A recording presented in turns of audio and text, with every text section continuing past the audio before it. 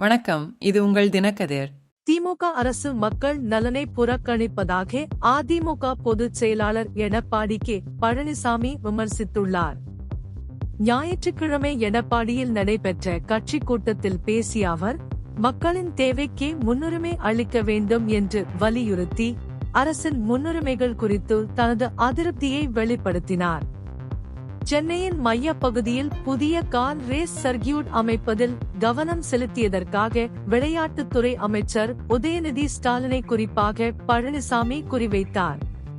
அதற்கு பதிலாக சோழவரம் மற்றும் இருங்காட்டுக்கோட்டையில் இருக்கும் வசதிகளை பயன்படுத்திக் கொள்ளலாம் என்று பரிந்துரைத்த அவர், இந்த திட்டத்தின் அவசியம் குறித்து கேள்வி எழுப்பினார்.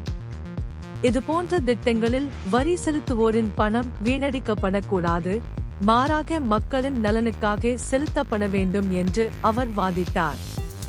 மேலும் தமிழகத்தில் சட்டம் ஒழுங்கு சீர்குலைந்து வருவதாகவும் பழனிசாமி கவலை தெரிவித்தார்.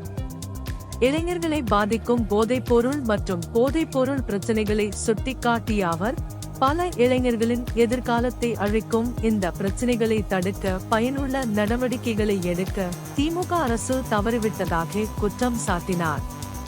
பொருளாதார பிரச்சினைகளை, குறிப்பாக உயர் பணவீக்க விகிதங்கள், விசைத்தறி மற்றும் நெசவாளர்கள் உட்பட ஜவுளி தொழில் எதிர்கொள்ளும் போராட்டங்களை அரசாங்கம் கையாளுவதற்காகவும் அவர் விமர்சித்தார்.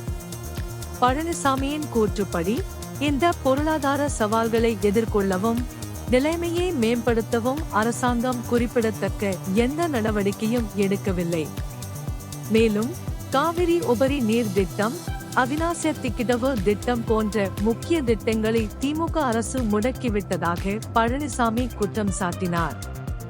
இந்த திட்டங்கள் மக்களுக்கு இன்றியமையாதவை என்றும் மாநிலத்தின் நலனுக்காக தொடர வேண்டும் என்றும் அவர் வலியுறுத்தினார். இது உங்கள் தினக்கதிர். நன்றி.